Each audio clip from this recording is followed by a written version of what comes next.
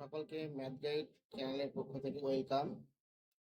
আজকে আমরা ক্লাস 7-এর বসে দেখি 1.1 অঙ্ক বইয়ের বসে দেখি 1.1 এর অঙ্কগুলো করব। তাহলে আমরা বেশি কথা না বাড়িয়ে প্রথম অঙ্কটাই দেখি কি আছে, কিভাবে করতে হবে। এখানে প্রথম অঙ্কটা বলেছে সিতারা বেগমের ফলের দোকানে 60টি পেয়ারা ছিল। তিনি তার মোট পেয়ারার 1/4 বিক্রি করলেন। তার কাছে আর কতগুলি পেয়ারা পড়ে রইল হিসাব করি। তাহলে 60টি পেয়ারা ছিল, সিতারা বেগমের কাছে পেয়ারা ছিল 60টি, সেখান থেকে 1/4 পেয়ারা তিনি বিক্রি করেছেন। তাহলে কতগুলি পেয়ারা পড়ে আছে? এই যে 1/4, 60টি পেয়ারার মধ্যে 1/4 তিনি বিক্রি করেছেন। এই 1/4 কথাটার অর্থ কি দাঁড়ায়? এখানে এখানে এটাই দাঁড়ায় যে 60টি পেয়ারার মধ্যে সেটাকে 4/1 1/4 কথাটার অর্থ হচ্ছে 4/1। 60টি পেয়ারার 1/4 বিক্রি করার অর্থ হচ্ছে 60টি পেয়ারাকে 4টি ভাগ করে তার 1 ভাগ তিনি বিক্রি করেছেন। তাহলে আমরা এটাকে কিভাবে হিসাব করি? এটাকে আমরা হিসাব করি এই যে 60টি পেয়ারা আমরা একটু লিখে নিই। 60টি পেয়ারা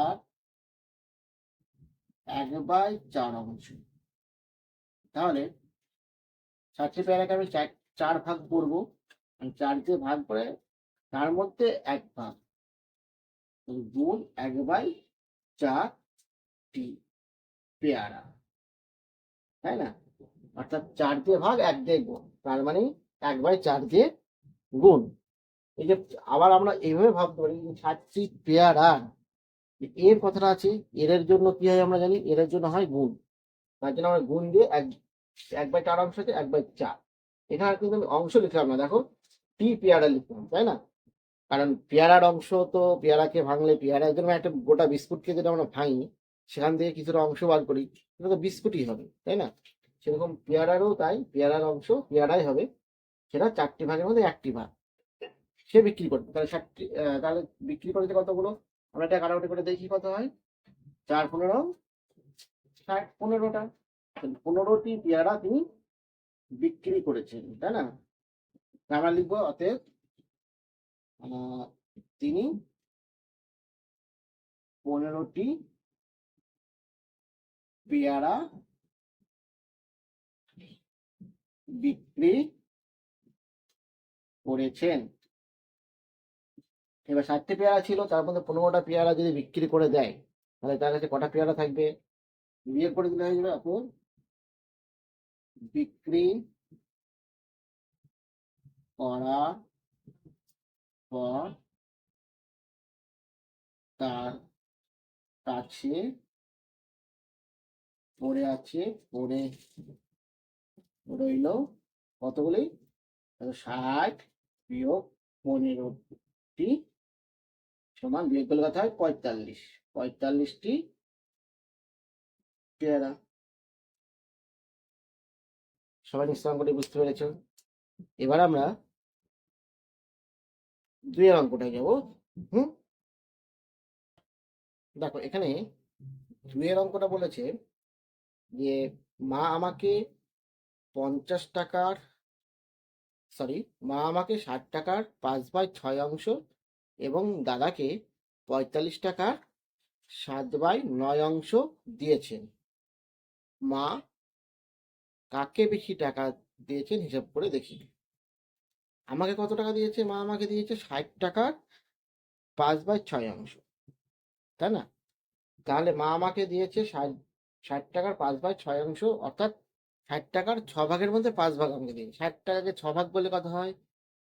6টা সমান ভাগ করলে 10 10 10 করে 6টা ভাগ হবে, তার মধ্যে 5 ভাগ মানে 10 টাকা করে 5টা ভাগ, অর্থাৎ 50 টাকা আমাকে দিয়েছে। এটা আমরা মুখে মুখে হিসাব করছি, কিন্তু অঙ্কের ভাষায় আমরা কিভাবে লিখবো? যে মা আমাকে দিয়েছে, মা আমাকে দিয়েছেন সমান 60 টাকা 5/6 এই যে টাকার মানে 60 গুণ 5/6 এটাকে কাটাকুটি করলে কত হচ্ছে? 6×60 5×50। আর এখানে অংশ না লিখে কত লিখতে হবে? টাকা। টাকার অংশ টাকা লিখে এটাও আমরা কত লিখবো? টাকা। এটা তো আমাকে দিয়েছে। এবার মা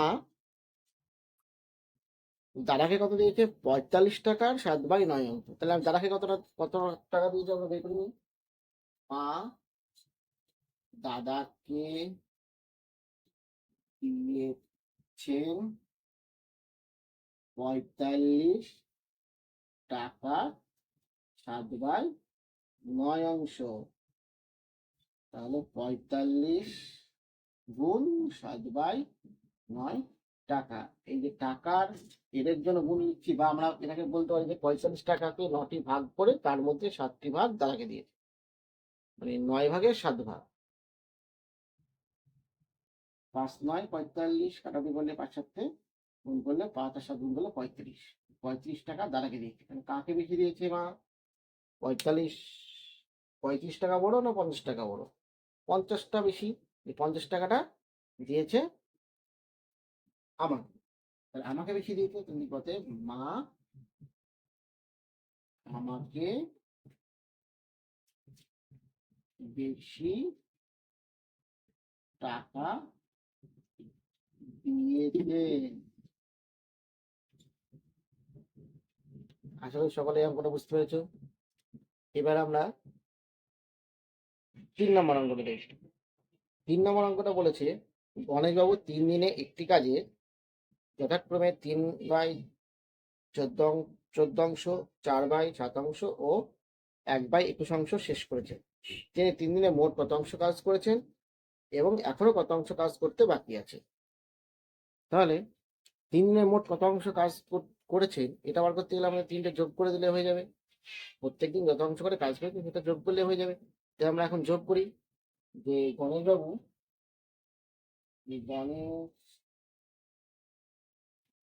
এটা আমাদের 3 নম্বর অঙ্ক। গণেশবাবু 3 দিনে মোট কাজ করেছেন সমান প্রথম দিন কত অংশ কাজ করেছিল? 3/14। দ্বিতীয় দিন কাজ করেছিল 4/7 আর তৃতীয় দিন 1/21। আমরা এই তিনটাকে এখন যোগ করব। যোগ করতে গেলে আমাদের কি করতে হবে? প্রথমে হরগুলো লসাগু করতে হয়। লসাগুটা আমরা এখানে একটু দেখিয়ে দিই কিভাবে করে। 14, 7 আর 21 লসাগু। আমরা যদি 7 দিয়ে এটাকে উপরে ভাঙি, 7 2 14, 6 4 7, 3 4 21, আর ভাঙা যাবে না। তাহলে লসাগুটা কত হবে? লসাগুটা হবে 7 গুণ 2 গুণ 1 গুণ 3, তাই না? 7 2 14, 14 14, 3 14 42। লসাগু কত হচ্ছে? 42। এবার আমাদের কি নিয়ম? হরে যেটা থাকে সেটা দিয়ে লসাগু যেটা বেরোলো সেটাকে ভাগ করতে হয়। ভাগ করলে যেটা আসবে কত আসবে? 3। এই ভাগফল দিয়ে এই লবকে গুণ করতে হবে। অর্থাৎ 3 14 42 আর 3 3 9।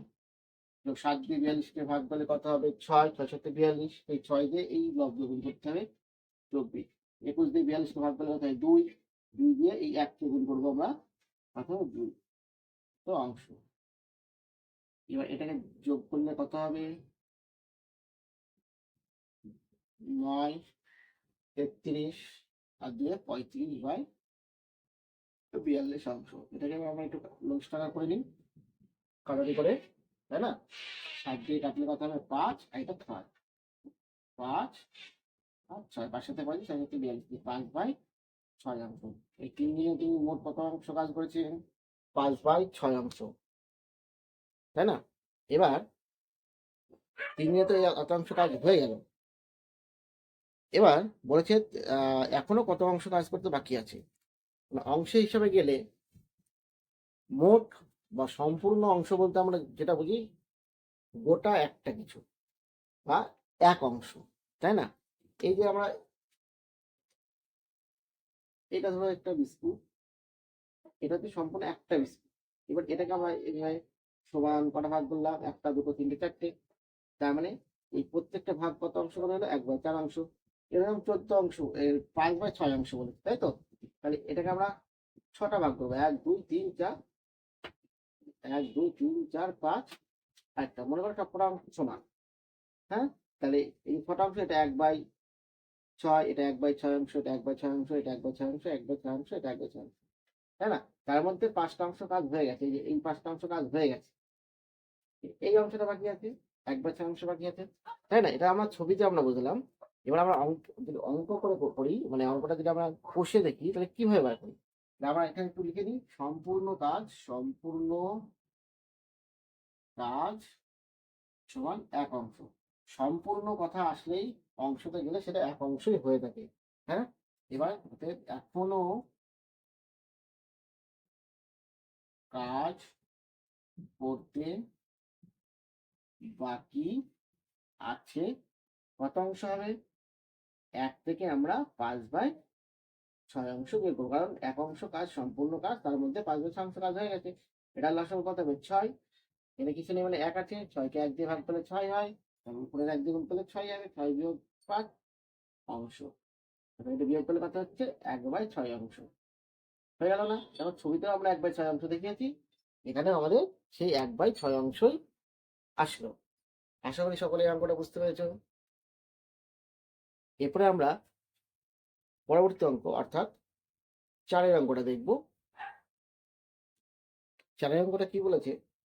একটি বাঁশের দৈর্ঘ্যের 1/3 অংশ লাল রং, 1/5 অংশ সবুজ রং এবং বাকি 14 মিটারে হলুদ রং দিয়েছি, তাহলে বাঁশটি কত মিটার লম্বা?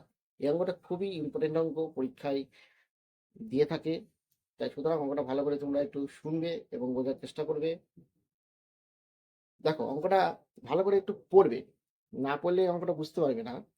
দেখো, বাঁশের দৈর্ঘ্যের 1/3 অংশ লাল রং আর 1/5 অংশ সবুজ রং করেছে এবং বাকি 14 মিটার হলুদ রং করেছে। দেখো, লাল আর সবুজ রংটা দেওয়া আছে অংশে, আর হলুদ রংটা দেওয়া আছে মিটারে। মিটার অংশ তো এক হতে পারে না, তাই না? সুতরাং এই জায়গাটা একটু খেয়াল রাখতে হবে। তার জন্য আমরা প্রথমে কি করব, যে প্রথমে কতটা অংশ লাল রং আর কতটা অংশ সবুজ রং করেছে সেটা আমরা দেখে নিই। তার আগে সম্পূর্ণ বাঁশ কতটা অংশ হবে? সম্পূর্ণ বাঁশের দৈর্ঘ্য আমরা অংশে গেলে 1 অংশ হবে, সেটা আমরা লিখে নিই।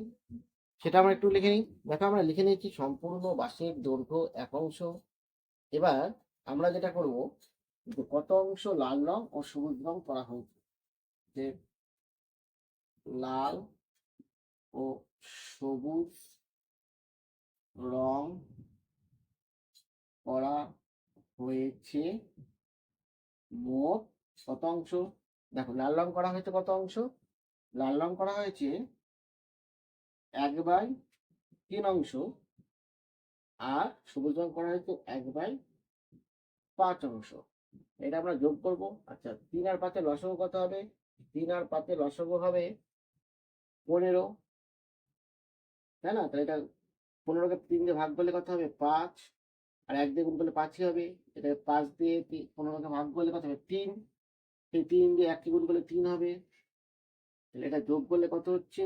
যোগ করলে হচ্ছে 8/15 অংশ। আচ্ছা, 8/15 অংশ রং করা হয়ে গেছে লাল আর সবুজ, আর বাকি অংশটাই হলুদ রং করেছে, তাই না? তাহলে অংশের হিসাবে বাকি অংশে কতটা হলুদ রং করেছে?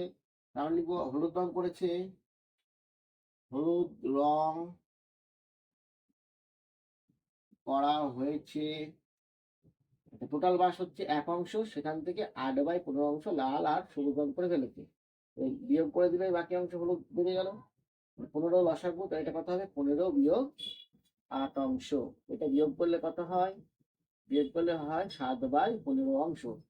অংশের হিসাবে যদি আমরা যাই, তাহলে হলুদ রং করা হয়েছে কত? 7/15 অংশ। কিন্তু আমাদের প্রশ্নটায় বলা ছিল যে হলুদ রং করা হয়েছে 14 মিটার। সুতরাং আমরা এটা বলতেই পারি যে 7/15 অংশ যা মিটারের হিসাবে গেলে সেটা 14 মিটার হবে। আমরা সেটাই লিখবো, অতএব 7/15 অংশ সমান সমান কত হবে? 14 মিটার। কারণ মিটারে গেলে বলেছে 14 মিটার হলুদ রং করেছে, আর অংশে গেলে বলছে 7/15 অংশে রং করা হয়েছে। তার মানে এই 14 মিটারটা কি, একটা গোটা যে বাঁশ সেটাকে যদি আমরা 15টা ভাগ করি, তার মধ্যে 7 ভাগ হচ্ছে তোমার হলুদ রং, তাই না? সেই 7 ভাগ হচ্ছে হলুদ রং, সেই 7 ভাগের দৈর্ঘ্য কত? 14 মিটার। তাহলে 15 ভাগের মধ্যে 7 ভাগের দৈর্ঘ্য হচ্ছে 14 মিটার। তাই লিখলাম আমি 7/15 অংশ সমান 14 মিটার। কিন্তু অংশে গেলে আমাদের হলুদ রং করার জন্য 7/15 অংশ, আর মিটারে গেলে বইয়ে প্রশ্নে বলা আছে যে 14 মিটার। মানে 7/15 অংশ আর 14 মিটার একই। তাহলে তাহলে লিখবে এখানে বা। এবার সম্পূর্ণ বাঁশের দৈর্ঘ্য কত? 1 অংশ। তাহলে 1 অংশ সমান কত হবে? ঐকিক নিয়মের যে অঙ্ক, অর্থাৎ 7/15 অংশ যদি 14 মিটার হয়, তাহলে 1 অংশ কত হবে? নিশ্চয়ই 7/15 হচ্ছে 1 অংশ বড়, কারণ সম্পূর্ণ বাঁশ এটা। আর 7/15 অংশ হচ্ছে সেই বাঁশটার কিছুটা অংশ, মানে 15টা ভাগ করলে তার মধ্যে 7টি ভাগ। 7/15 মধ্যে 1 বড়, বড় হলে নিশ্চয়ই 14 মিটার হচ্ছে দৈর্ঘ্যটা বড় হবে। সেই বড়টা কত হবে? 14 গুণ 15/7 মিটার। এবার এটা কাটাকুটি করবো, 7 দোকানে 14, 15 দোকানে 30 মিটার। হয়ে গেল। 1 অংশ মানে হচ্ছে 30 মিটার। আমরা এখানে লিখে দিতে পারি, যাতে সম্পূর্ণ বাঁশের দৈর্ঘ্য, সম্পূর্ণ বাঁশের দৈর্ঘ্য 30 মিটার, তাই না? কারণ 1 অংশ মানেই তো হচ্ছে সম্পূর্ণ বাঁশের দৈর্ঘ্য। 1 অংশেতে গেলে 1 অংশ, আর তোমার মিটারে গেলে 30 মিটার। আশা করি সবাই অঙ্কটা বুঝতে পেরেছো। এবার আমরা পরবর্তী অঙ্কতে যাব, অর্থাৎ 5 নম্বর অঙ্কতে। বলেছে যে একটি খাতার দাম 6.50 টাকা হলে 15টি খাতার দাম কত? খুবই সহজ অঙ্ক, আমরা ঐকিক নামে করে দেবো, তাই না? যে কি লিখবো? 5 নম্বর অঙ্ক। একটি খাতার দাম, একটি খাতার দাম কত? 6.50 টাকা। তাহলে 15টি খাতার দাম কত হবে? 15টি খাতার দাম নিশ্চয় বেশি হবে। বেশি হলে কি করতে হয়? গুণ করতে হয়। 15 দিয়ে গুণ করে দিলাম, তাই না? গুণ করলে কত হবে? 15 আর 0 গুণ করলে 0 হয়, 5 কত হয়? 75 হয়। দশমিক আছে বসে গেল, হাতে কত থাকলো? 7, 6 90, আর সাথে 97। তাহলে কত হলো? 97.50 টাকা। তাহলে 15টি খাতার দাম কত হলো? 97.50 টাকা। আচ্ছা, এবার আমরা 6 অঙ্কটা দেখব। 6 অঙ্কটা বলেছে একটি বাক্সে 12টি চিনির প্যাকেট আছে, প্রতি প্যাকেটের ওজন 2.84 কিগ্রা। বাক্স এবং প্যাকেটগুলির মোট ওজন 36 কিগ্রা হলে হিসাব করে দেখি বাক্সটির ওজন কত। বাক্সের মধ্যে চিনির প্যাকেট আছে কটা? 12টা। তার প্রত্যেকটার ওজন কত? 2.84 কিগ্রা। এবার বাক্স আর প্যাকেটগুলির মোট ওজন বলে দেওয়া আছে 36 কিগ্রা। একটা বাক্সের মধ্যে চিনির প্যাকেট আছে, দিয়ে মোট ওজন 36 কিগ্রা হলো। তাহলে বাক্সের ওজন কত?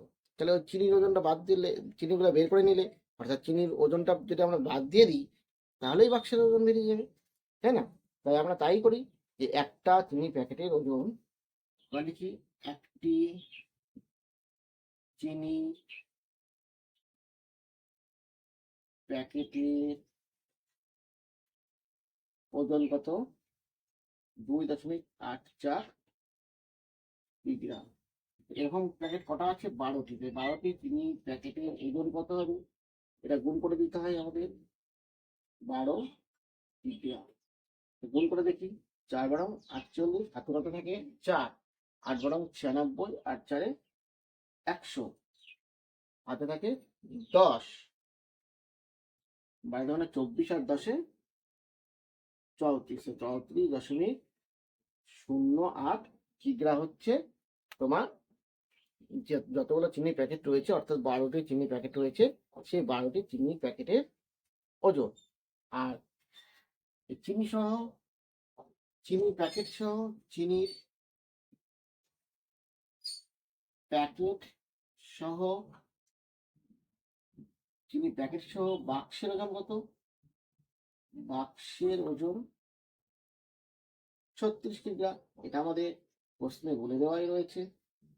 এবার এই 36 কিগ্রা থেকে যদি আমরা এই চিনির ওজনটা বাদ দিয়ে দিই, তাহলে বাক্সের ওজন শুধু বাক্সের ওজন বেরিয়ে যাবে। অতএব বাক্সের ওজন কত হবে? 36 কিগ্রা থেকে প্রতি 0.08 কিগ্রা বিয়োগ। আচ্ছা, এই বিয়োগটা করার জন্য আমরা এখানে আমরা দেখিয়ে দিচ্ছি বিয়োগটা আমরা কিভাবে করি, তাই না? এই যে 36, এখানে আছে 34.08। তাহলে এখানে কিছু নাই, মানে আমি দশমিক দিয়ে শূন্য নিতেই পারি, কারণ দশমিকের পরে শূন্য শুধু থাকলে তার কোনো দাম থাকে না। আচ্ছা, আচ্ছা, বিয়োগ পেলে কত হয়? 0 থেকে 8 বাদ যায় না, 0 কে 10 ধরলে এটা 8 বাদ দিলে 2 হবে, 1 থেকে এটা 9, 9, 9 থেকে 0 দিলে 9 হবে এটা, তাই না? 1, এটা 35 থেকে 34, 1.92 কিগ্রা। বাক্সের মোট ওজন কত হয়ে গেল? চিনি ছাড়া বেরোলো 1.98 কিগ্রা। হ্যাঁ, এবার আমরা তার পরবর্তী অঙ্ক অর্থাৎ 7 নম্বর অঙ্ক দেখি কি আছে। বলেছে 1 বস্তা চালের পরিমাণে 0.7 দাম 1800 টাকা হলে তার 0.1% দাম কত? তাহলে আমরা এটা প্লেন ঐকিক নিয়মে করতে পারি, তাই না? আমরা কি লিখবো? যে 0.75 অংশ চালের দাম কত টাকা? 1800 টাকা। তাহলে 1 অংশ চালের দাম কত হবে? নিশ্চয় বেশি হবে, তাই না? আমি কি বলেছিলাম, অংশতে গেলে 1 হচ্ছে সর্বোচ্চ মান এক অংশে, তার উপরে অংশ আমরা ধরি না। তাহলে এই অংশটা নিশ্চয়ই এটা হচ্ছে কম, 1-এর চেয়ে 0.75 নিশ্চয়ই কম, তাহলে 1 হলে বেশি হবে। বেশি হলে এটাকে আমরা, নিয়ম হচ্ছে গুণ করা, কিন্তু এখানে আমরা এটাকে ভাগ লিখি। কারণ কি? কারণ এটা তো 1-এর চেয়ে ছোট, 0.75 1-এর চেয়ে ছোট। তাহলে 1800কে যদি আমরা 0.75 দিয়ে গুণ করি, তাহলে সেটা আরো কমে যাবে, তাই না? ধরো আমি তোমাদের একটা সহজ উদাহরণ দিয়ে বলি, 4, 4 তো 4কে যদি আমরা 0.5 দিয়ে গুণ করি, তাহলে কত হয়? 4কে দেখো আমি এখানে করে দেখাচ্ছি, 4কে যদি আমরা 0.5 দিয়ে গুণ করি, তাহলে কত হচ্ছে? 4 5 20, তাই না? দশমিকটা কত হয়েছে এখানে, তাহলে এটা কত হয়েছে? 2। 4-এর থেকে 2, 4 থেকে 2 হয়ে যাচ্ছে, অর্থাৎ আরো কমে যাচ্ছে, তাই না? এবার যদি আমরা 4কে 0.5 দিয়ে ভাগ করি, তাহলে এই দশমিকটা তুললে উপরে 10 হবে, 5 10 থেকে কত হয়ে যাচ্ছে? 8 হয়ে যাচ্ছে, তাই না? তাই ভাগ করলে এক্ষেত্রে অনেকটা বেড়ে যায়, কারণ এটা যেহেতু 1-এর চেয়ে ছোট, তাই নিয়মটা উল্টো হচ্ছে সব, তাই না? আমরা জানি যখন বাড়ে, অর্থাৎ এটা থেকে 1 অংশ যদি বেশি, তাহলে গুণ হওয়া উচিত, কিন্তু হচ্ছে ভাগ, তাই না? তাহলে 0.15 অংশ চালের দাম কম হবে, কম হলে ভাগ হওয়া উচিত, কিন্তু এক্ষেত্রে যেহেতু এটা 0.15 1-এর চেয়ে কম, তাই এক্ষেত্রে এটা গুণ হবে। দেখো এখানে 0.75 এর 0.15, দশমিকের পরে এটা দুবার এটা দুবার, তার জন্য দশমিকটা তুলে দিলাম। 15 দিয়ে এটা কাটলে 5 হবে, এটাকে কাটলে কত হবে? 5 দিয়ে 3 5 15, 3 0 5 30 টাকা। তাহলে এটা কত বেরোচ্ছে? এটা বেরোচ্ছে 360 টাকা, তাই না? দেখো কত সহজ হয়ে গেল না অঙ্কটা? আমরা তো লিখে দেবো, অত 0.15 অংশ চালের দাম, চালের দাম 360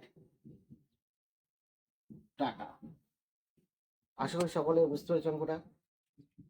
বুঝতে না পারলে আমাকে কমেন্টে জানাবে, আমি আবার নতুন করে তোমাদের জন্য ভিডিও এনে চেষ্টা করবো বোঝানোর জন্য। তা আমরা এর পরবর্তী অঙ্ক 8-এর অঙ্কটা আমরা দেখি কি বলেছে। বলেছে অনিতাদি তার জমির পরিমাণের অর্ধেকের 7/8 অংশ নিজের ভাইয়েরকে দিয়েছেন, আর বাকি জমি তিন ছেলেকে সমান ভাগে ভাগ করে দিলেন। তাহলে প্রত্যেক ছেলে কত অংশ জমি পেলেন তা একটা চিত্রের সাহায্যে দেখায়। এই অঙ্কটা খুব ভালো অঙ্ক, একটু মন দিয়ে তোমরা শুনবে ভিডিওটা আর দেখবে আমি কিভাবে করছি, তোমাদের বুঝিয়ে দিচ্ছি আমি কিভাবে করতে হবে অঙ্কটা। খুব ভালো অঙ্ক। এখানে একটা অঙ্কটা করার সময় একটা জিনিস তোমরা খেয়াল করবে যে এখানে বলে যে দেখো অনিতা দিদি তার জমির অর্ধেকের 7/8 অংশ তার নিজের ভাগে দিয়েছে। সম্পূর্ণ জমির 7/8 অংশ দেয়নি, বলেছে অর্ধেকের 7/8 অংশ। এই জায়গাটা একটু আন্ডারলাইন করবে, কারণ এই অঙ্কটা ভুল হওয়ার সম্ভাবনা এখানেই থাকে। সম্পূর্ণ জমি নয়, অর্ধেকের 7/8 অংশ জমি। এই কথাটার জন্যই অনেকে ভুল করে ফেলে। তোমরা একটু মন দিয়ে অঙ্কটা করলে অঙ্কটা তোমাদের ভুল হওয়ার সম্ভাবনা থাকবে না। তাহলে আমরা এর আগেও বলেছি অঙ্ক করার সময় যে সম্পূর্ণ জমি আমরা ধরি, তাহলে অংশে কত হবে? 1 অংশ। সম্পূর্ণ জমি সমান 1 অংশ। অর্ধেক জমি কত হবে?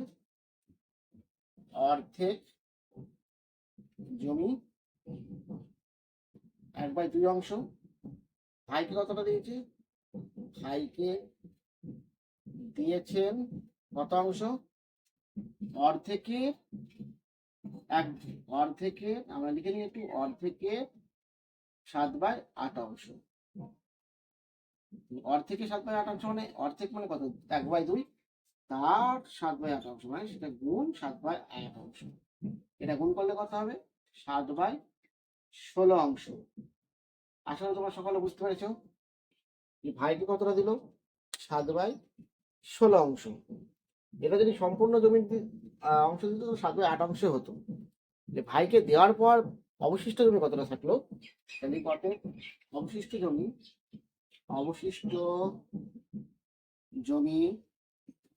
কতটা হবে? সম্পূর্ণ জমি 1, সেখান থেকে 7/16 অংশ ভাইকে দেওয়া হয়ে গেছে, তাহলে অবশিষ্ট জমি এটা থাকে। বিয়োগ করলে কত হবে? 16 লসাগু, 16 বিয়োগ 7 হবে, তাই না? অংশ বিয়োগ করলে কত হবে? এটা 9/16 অংশ। তাহলে অবশিষ্ট জমি আছে 9/16 অংশ। এই জমি তিনি কি করেছে?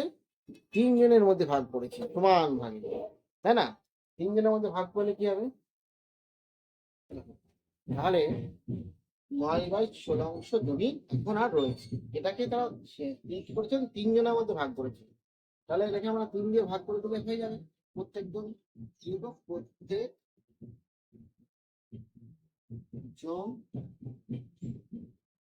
ছেলে মেয়ে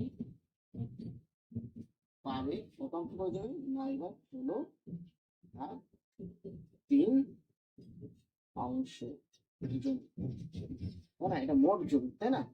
তাহলে 9/16 ভাগ থাকে গুণ দিয়ে উল্টে যায়। এটা নিচে পিছনে মানে কত হচ্ছে? 1 আছে, গুণ দিলাম, ভাগের পরিবর্তে গুণ। এটাকে চেঞ্জ করলাম, এটাকে চেঞ্জ করতে উল্টে দিলাম, তাই না? 1 আছে, 1 তো উপরে গেল, 3টা নিচে আছে। একটা অংশ বেরিয়ে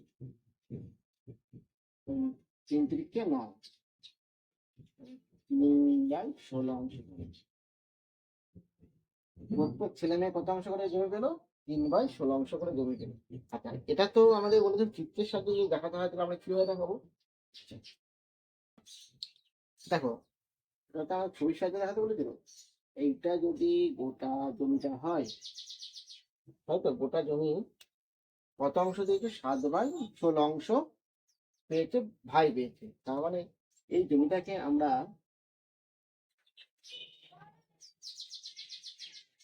16টা ভাগ করি,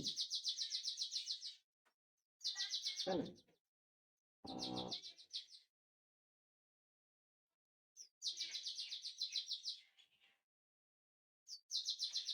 2 3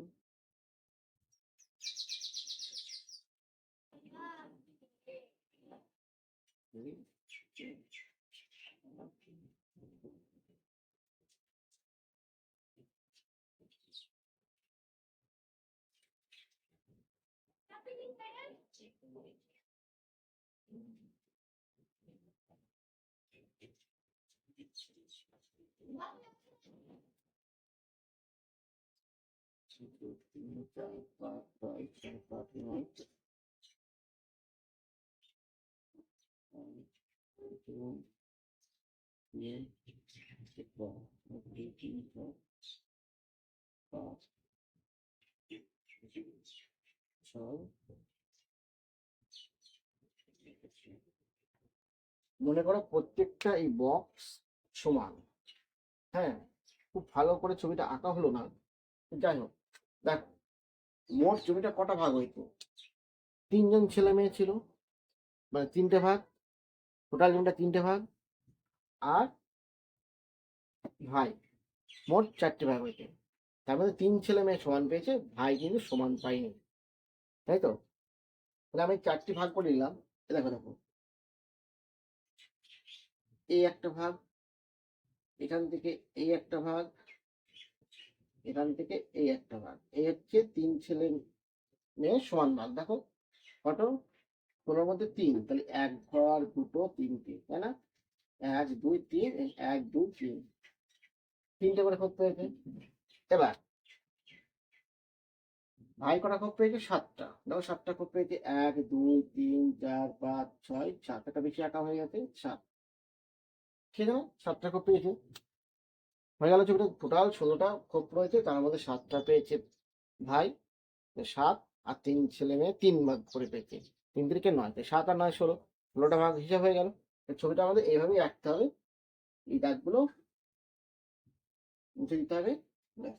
সমান করে ছোট হোক, তাহলে একজন ছেলে মেয়ে কটা, একজনের যদি দেখাই আমি, এই অংশটা একজন পেয়েছে ছেলে মেয়েদের মধ্যে, ঠিক? আচ্ছা, আজকে আমরা 1 থেকে 8 পর্যন্ত অঙ্কগুলো করলাম। এর পরের ভিডিওতে আমি কষে দেখি 1.1 এর 9 আর 10 এর অঙ্কগুলো করে দেখাবো। আশা করি তোমরা সকলে এই 1 থেকে 8 এর অঙ্কগুলো, সব অঙ্কগুলো বুঝতে পেরেছো। আর যদি বুঝতে না পারো আমাকে কমেন্ট করে জানাবে, অবশ্যই আমি তোমাদের বুঝিয়ে দেওয়ার চেষ্টা করব। আর যারা আমার এই চ্যানেলে প্রথম এসেছো, তারা চ্যানেলটিকে অবশ্যই সাবস্ক্রাইব করে দেবে, আর বন্ধুদের সঙ্গে অনেক অনেক শেয়ার করো, লাইক করো, তাহলে তোমরা এই চ্যানেলে যেসব ভিডিওগুলো আসবে সেগুলো দেখতে পাবে, এবং বেল আইকনটি টিপে রাখলে চ্যানেলে নতুন ভিডিও আসলে তোমরা সঙ্গে সঙ্গে আপডেট পেয়ে যাবে। তাই সহজ এবং সরলভাবে অঙ্ক শিখতে অবশ্যই চ্যানেলটিকে সাবস্ক্রাইব করবে। আমি পরপর এর পরবর্তী অঙ্কগুলো করাবো, এবং পুরো সিলেবাসটা আমি শেষ করব। সুতরাং তোমরা ভিডিও স্কিপ না করে সম্পূর্ণটা দেখবে, তাহলে অঙ্কগুলো সব বুঝতে পারবে। সম্পূর্ণ দেখার জন্য সকলকে ধন্যবাদ। চ্যানেলটিকে সাবস্ক্রাইব করতে কেউ ভুলবে না। Thank you. দেখা হচ্ছে পরের ভিডিওতে পরবর্তী অঙ্কগুলো নিয়ে।